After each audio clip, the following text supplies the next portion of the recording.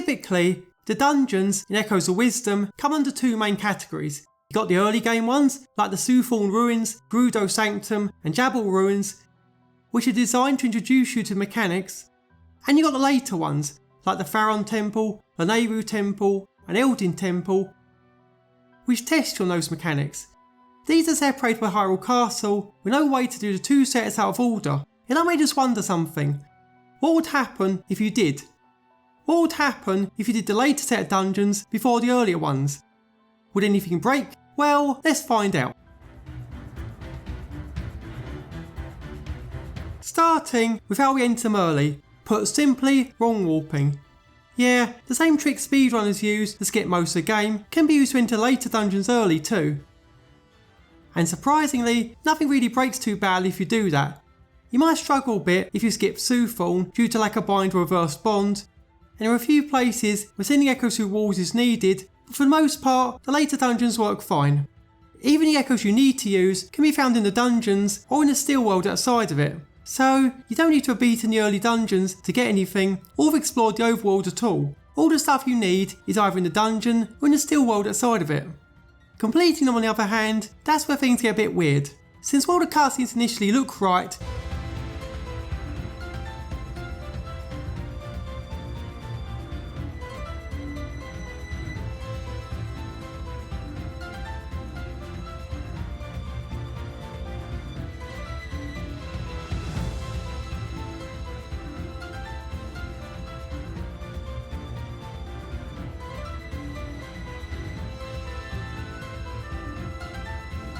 things get rather strange after that.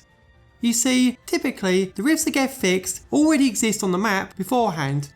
As a result, the game just removes them and all is right as rain. However, if the rift doesn't exist, the game will instead add the rift to the map instead.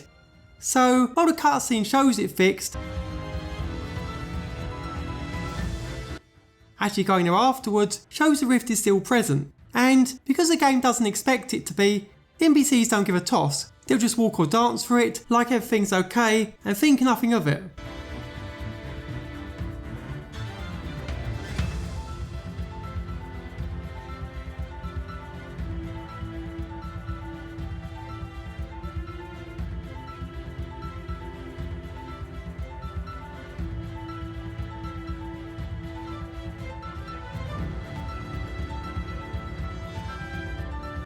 More interestingly though, beating these dungeons also adds the prerequisites for starting them to the map.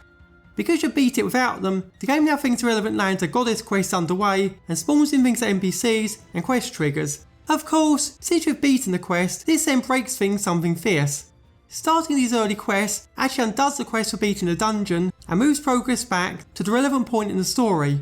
Unfortunately, since the dungeon and boss is now done and dusted, that means the main quest will never get checked off, nor will the cutscene with normal play once you've beaten all 3 dungeons in this state. So yeah, the quest log kinda just straight up explodes. Fortunately though, this doesn't make the game unwinnable. While the null cutscene doesn't occur, the events in the Eternal Forest do occur, and so you can place the orbs in the right spots to unlock the path to Triforce and the final boss. Well, in theory. In practice, you don't have enough energy for this since you need 1 energy piece per orb and there are 6 to place. So, even though you skipped them, you'll need to go back and clear the earlier dungeons to level up Tri enough to beat this quest. Ah well, at least the story is beatable. So yeah, that's what happens if you beat the later dungeons first. What about if you go back to the earlier ones? As far as Jabal Ruins goes, nothing. It just works as expected, no differences to note. On the other hand, the Gerudo Desert one is all manner of screwed up. Since, due to overlapping quest triggers, the rifts are gone entirely. As a result, the quest line here looks very weird. Enemies spawn from the ground, Gans's Cave of Rest can be crossed in like 10 seconds, and you wonder if the Gerudo are going mad, given how many references to rifts there are in the dialogue. It's funny, but mostly meaningless until the end of the dungeon. Since because the game thinks you've beaten the boss, you can actually leave the boss battle before fighting it. Try offers to get you out there, and you can just take them up on the offer to skip Mogriff.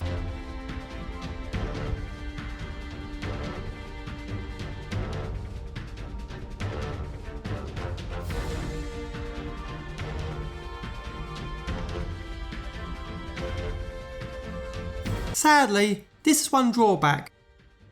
the game doesn't let you save anymore, since well, it still thinks you're in the battle. So you have to go all the way to end the next major dungeon without any save points at all. Meanwhile, if you do finish the boss fight here,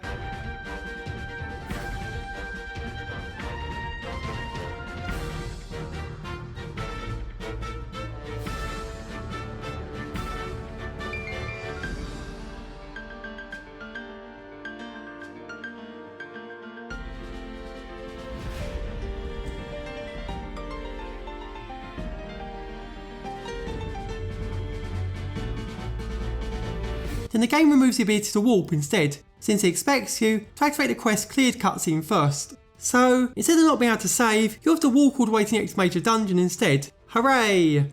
Regardless, neither issues the end of the world, since well, beating the next boss removes both the flags for no saving and no warping. Presumably, it works like Breath of the Wild and Tears of the Kingdom, where there's only one flag that restricts saving and warping, and any event that disables them uses the same flag. So, by exiting an event,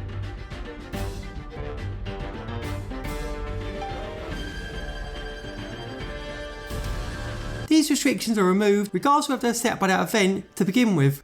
Hence, you'll get the options back after beating a dungeon or exiting a minigame. Speaking of Hyrule Castle, there's one other major quirk here. Since the General appears in Eternal Forest after the last 3 dungeons are cleared, he won't be around for some of the cutscenes before or after that dungeon. So yeah, his voice comes out of nowhere. It looks goofy, but it doesn't really affect anything. Regardless, that's what happens if you beat the later dungeons first in Zelda Echoes of Wisdom. You can screw up the quest log, NPCs don't appear in certain cutscenes, and you can skip the Gerudo Sanctum boss.